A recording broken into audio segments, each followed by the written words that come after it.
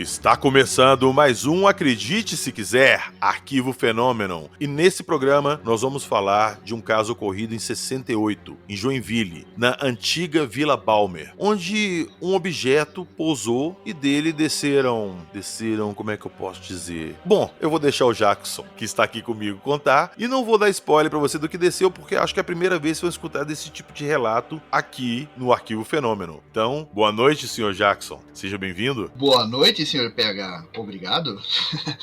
Bom dia a todos os ouvintes, boa tarde, boa noite, boa madrugada. E hoje, PH, vamos falar sobre casos em que foram relatados robôs alienígenas.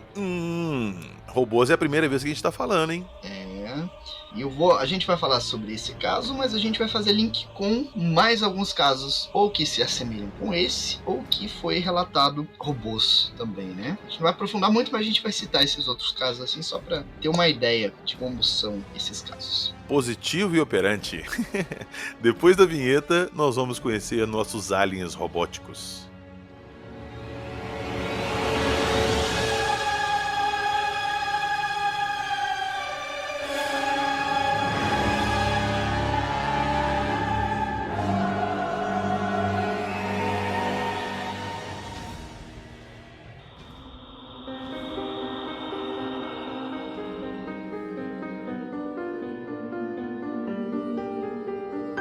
Avistamentos inexplicáveis, seres robóticos, telepatia, evidências físicas, abdução.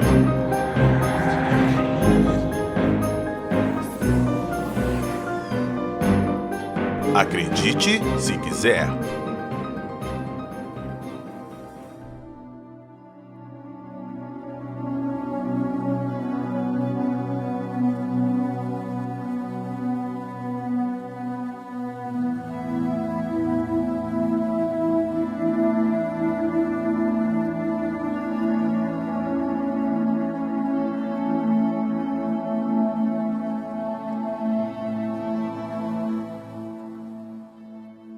Em 1968, antiga Vila Balmer, em Joinville. Senhor UFO Jack, o que aconteceu nesse local e nessa data? Muito bem, Vila Balmer era um bairro da cidade de Joinville, hoje já não tem esse nome. Ele ficava a 5 quilômetros do centro da cidade de Joinville, em Santa Catarina. E nesse local havia uma olaria de propriedade do senhor Henrique Schneider Jr. e que estava funcionando, né, naquela noite de 26 para 27 de setembro de 1968. Então o senhor Henrique Schneider, ele se levantou de madrugada e foi verificar como é que estavam as condições da olaria, estava tudo funcionando, porque o forno estava aceso, né? Verificar se estava tudo certo. E aí, em determinado momento, após verificar o forno, ele caminhou alguns passos, parou, tirou água do joelho e resolveu acender um cigarro. E no momento que ele acendeu um cigarro e se voltou para dentro do pátio, ele viu que havia um objeto pousado no centro do pátio, a uns 5 metros de distância onde ele se encontrava. Ele inicialmente ficou assustado vendo aquilo, sentiu-se paralisado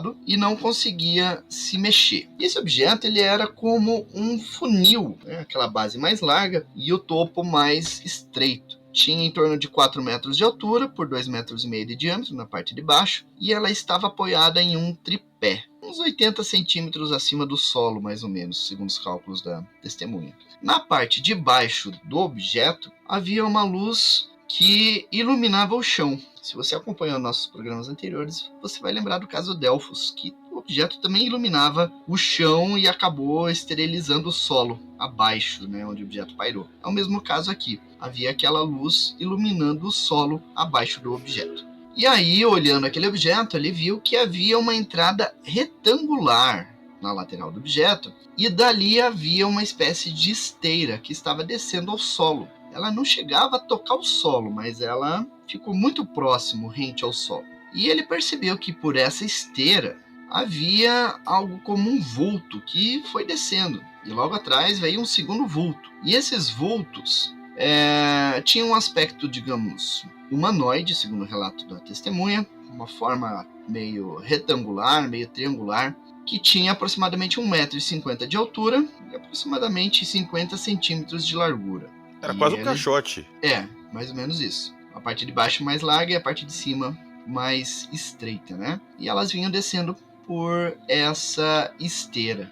E aí ele começou a se questionar sobre o que era aquilo que ele estava observando. E, curiosamente, ele não conseguia falar nada, mas ele começou a pensar, né, se questionar sobre o que estava acontecendo, e ele recebeu na mente dele as respostas para as perguntas. Então, primeiro ele se perguntou sobre o que era aquilo, o que estavam fazendo ali. E em resposta ele falou alguma coisa, respondeu para ele mentalmente, dizendo que estavam verificando a causa do calor e da fumaça que havia no local. E daí, né, essa fumaça que estava surgindo, que estava queimando ali, o calor era gerado por pneus velhos que estavam sendo queimados, né? Então produzia um calor intenso ali em determinado local da olaria e provavelmente isso que tenha atraído, né, segundo as informações que foram passadas. E aí, ao longo de 10 minutos, o senhor Henrique ele observou esse objeto e esses vultos metalizados aí próximo desse objeto que estava pousado ali. E aí, então, vieram as informações para ele questionou os tripulantes de onde vinham, e algumas respostas ele entendeu perfeitamente, e outras respostas ele não entendeu tão bem assim e associou com o conhecimento que ele tinha. Por exemplo, ele perguntou de onde estavam vindo esses seres que estavam se manifestando ali. E em resposta, ele entendeu como sendo originado de Mars. Mars seria Marte em inglês. Posso interromper? Deve. Marte, cara, Marte. Você não acha que é uma coisa assim muito de ficção científica daquela época, não? Sim, é aí que entra a questão da interpretação dele dentro do conhecimento que ele tinha, tentando preencher lacunas daquilo que ele não entendeu. Possivelmente não tenha sido a palavra Marte ou Mars, talvez seja alguma outra coisa, mas que ele acabou associando com Marte. Tipo, no Maria Cinta ela falava embaúra. Pode não ser embaúra, mas ela entendeu o embaúra. Exato, mais ou menos por aí.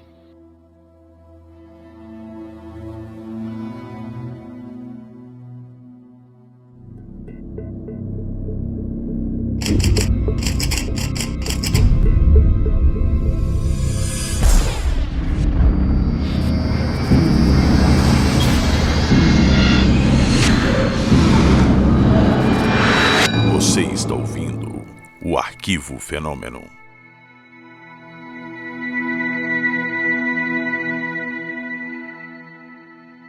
Ele perguntou sobre a alimentação desses seres. Esses seres falaram que era por impregnação, alimentação natural, energética, que era diferente do aspecto humano, né? E ele falou que o objeto que eles estavam operando ali era movido por atração, que tinha 36 mil rotações por segundo, né? Não dando maiores detalhes sobre o que seria, se seria um motor, alguma coisa assim com essa rotação.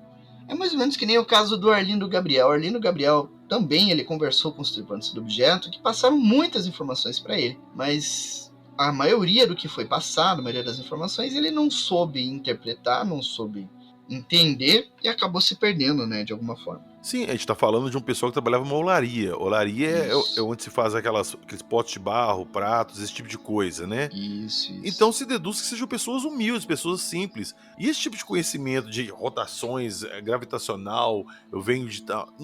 Eu não acho que seja uma coisa de fácil entendimento para ele. Pois é mais bem por aí pegando. E aí, esses seres voltaram para dentro do objeto, esse objeto decolou, deixando vestígios físicos no local. Mas antes de partir definitivamente, eles falaram que iriam passar por ali de novo, em um novo contato. E aí, então, esse objeto partiu e ficou ali no local um cheiro bastante intenso, como se fosse de querosene queimado. E aí a sociedade brasileira questiona se isso aí não era cheiro de ozônio ou alguma coisa assim, um cheiro que é bastante comum em locais de pouso de naves, né? E aí os vestígios físicos que ficou o vestígio do tripé do objeto. Abaixo do local de pouso ficou uma área queimada, onde não cresceu vegetação nenhuma por anos, e também o telhado da olaria, porque esse objeto decolou e esbarrou no telhado da olaria, causando danos na estrutura, inclusive destelhando parte do topo da olaria ali onde ele passou. E aí uma coisa interessante é que antes de partir, os tripulantes falaram que iriam voltar, iriam passar por ali de novo, né? E isso aconteceu 5 meses depois do primeiro caso, quando o senhor Schneider, o Rick Schneider, estava fora da olaria. Ele viu aquele objeto passando e chamou pessoas na região para ver esse objeto que estava passando no céu, né? E aí várias pessoas ali puderam ver a passagem desse misterioso objeto. Pera aí, você tá me falando que os ETs falaram pra ele, os ETs, os seres, falaram pra ele que iam voltar no futuro próximo e voltaram? E voltaram. Cara, E aí tem um detalhe interessante que ele fez o desenho dos tripulantes e tudo. E na revista Flying Saucer Review existem 2 casos em que existem seres semelhantes. Um deles aconteceu na África do Sul. E é muito parecido o desenho que o Sr. Schneider fez e o que a testemunha lá da África do Sul fez. É o mesmo tipo de formato de tripulantes e tudo. E a Flying Saucer Review traz também outros 2 desenhos. Ela não identifica o caso, mas de seres também com um aspecto mais triangular, digamos assim, que remete a esse caso, de seres aparentemente robóticos, né, sendo observados. E aí temos o caso de Voronezh, lá na Rússia, em que um alienígena de 3 olhos foi observado, ao mesmo tempo em que um alienígena robótico também foi observado, no mesmo caso, saiu da mesma nave, inclusive. Um ser que tem braços e pernas, mas você vê como se fosse o resto do corpo dele como se fosse uma estrutura metálica, né, com botões e tudo ali. parece um daqueles droids velhos do Star Wars do primeiro filme. Aqueles droids quadradinho e tal, com pezinho. Parece mais ou menos isso. O Gonk, né, do lado do Star Wars, parece mesmo. Isso. E existe na casuística ufológica inúmeros casos em que seres de aspecto robótico são observados. Nós temos um caso ocorrido em 1979 na região de Livingstone, na Escócia. Um objeto voador de aparência metálica que saiu de uma nave que havia estruturas externas. Ele era tido como um ser vivo, mas que tem um aspecto robótico. Um outro caso ocorreu também em Long Prairie, lá em Minnesota, nos Estados Unidos, em 1965. Um caso que remete também aos robozinhos de Star Wars. É um objeto cônico com estruturas em forma de pé, né, que saíram de uma nave também.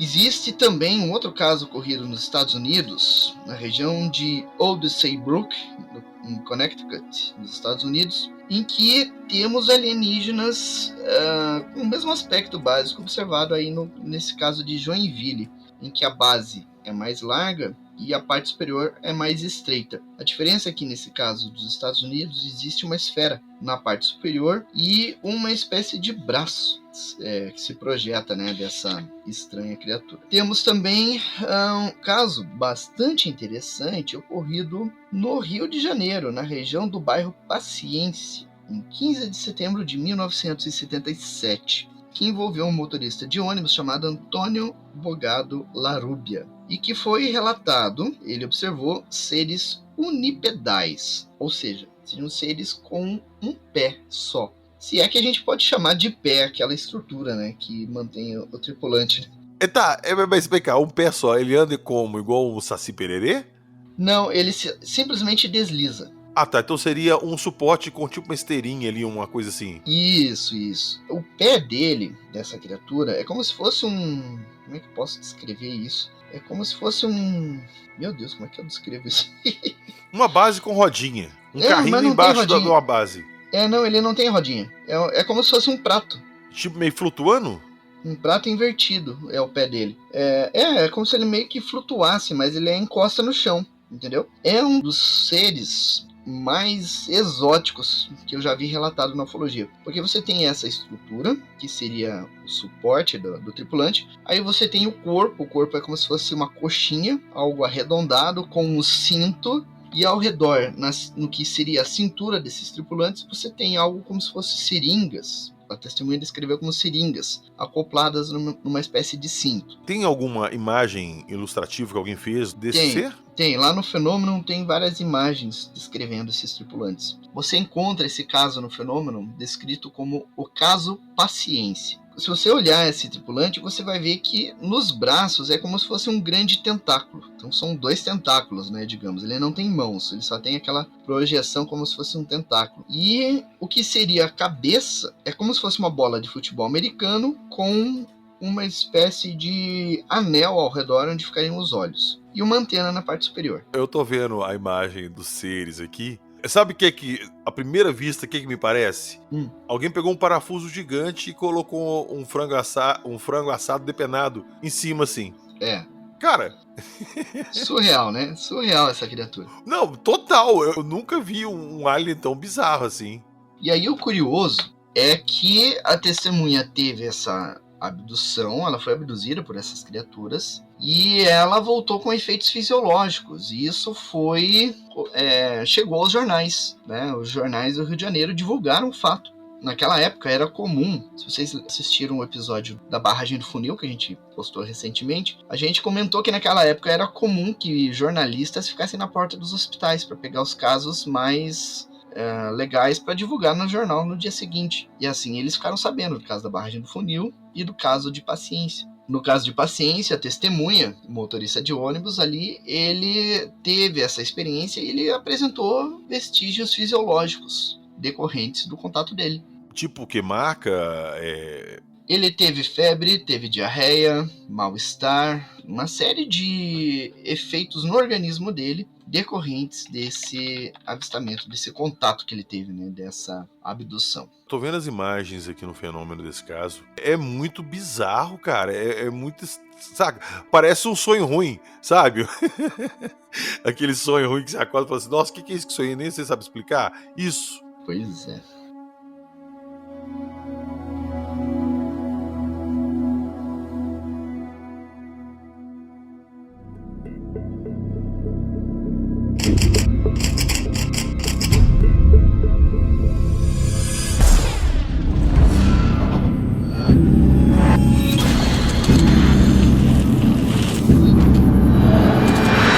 Você está ouvindo o Arquivo Fenômeno.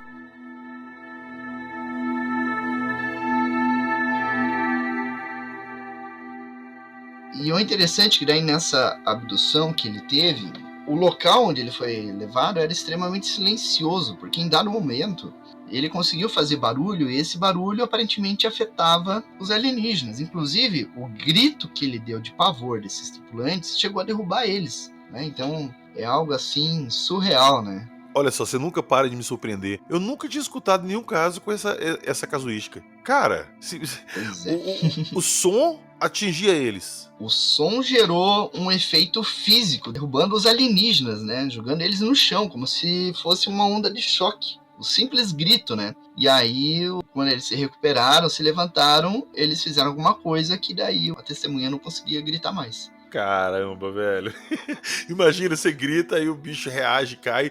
Aí você vai tentar de novo, o bicho vai lá simplesmente, sei lá, dá um jeito de apagar a sua voz. E você não conseguir gritar mais, cara. Não é nem um pouco agonizante, né? Uma coisa interessante nesse caso também é que os tripulantes, eles fizeram uma série de projeções na parede da nave. E algumas projeções se tornaram realidade. Por exemplo, uma das projeções ele via ele mesmo passando mal, né? Algo que aconteceu aí nos dias seguintes, né? Tanto a questão da náusea, dos vômitos, da diarreia que ele teve, a questão da alergia que ele teve no corpo dele, que foi testemunhada inclusive pelos companheiros de trabalho, pelos médicos que atuavam na empresa onde ele trabalhava e pelos médicos do hospital depois, né? E os médicos não conseguiam chegar a um diagnóstico, tentando entender o que teria causado todos esses efeitos, né, na testemunha. O fato é que ele teve esses efeitos ao longo aí de aproximadamente 30 dias, né? E aí depois ele começou a se recuperar e depois restaurou a saúde dele. E esse caso foi investigado pela ufóloga Irene Grank, lá do Rio de Janeiro, e também pelo ufólogo Walter Biller, que também era médico. Então ele pôde acompanhar o quadro clínico do Antônio Larubia. Ô Jacques, eu vou te falar que eu acho que esse é um dos casos mais estranhos que a gente já conversou aqui. E esse caso é extremamente estranho, né? Muito. Essa parada das seringas que você falou que eles tinham no cinto, eles usavam pra alguma coisa? Sim, eles usaram para extrair sangue da testemunha, para fazer as projeções na parede, para imobilizar a testemunha, para operar alguns equipamentos. Então tinha várias funções, né? Era tipo um bate-cinto de utilidades. Isso, mais ou menos isso.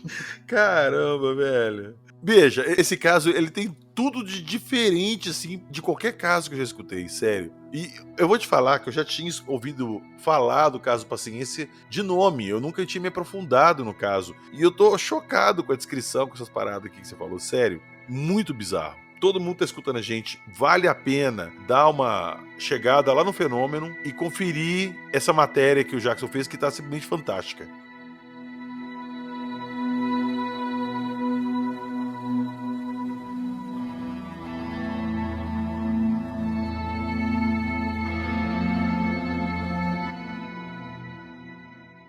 Começamos o episódio falando da antiga Vila Balmer, do caso que aconteceu lá, e acabamos falando de outros casos que envolviam seres com aparência de robôs e algumas que eu não posso nem descrever como robô. Esses seres do caso Paciência são muito mais estranhos do que os já estranhos seres que a gente falou em outros episódios aqui. E lembrando novamente que vale a pena vocês entrarem lá na descrição do episódio, pegarem o link desse caso. Da Vila Balmer também vai estar lá, vou deixar na descrição aí pra vocês. Mas dê uma olhada nesse caso Paciência. Eu quero a opinião de vocês sobre os alienígenas do caso Paciência. Porque eu tenho certeza que todo mundo que vê esses alienígenas vai ver alguma coisa diferente ali. Não dá pra ter uma forma certa e falar, é isso. Deixo a critério de vocês, fico aguardando as opiniões.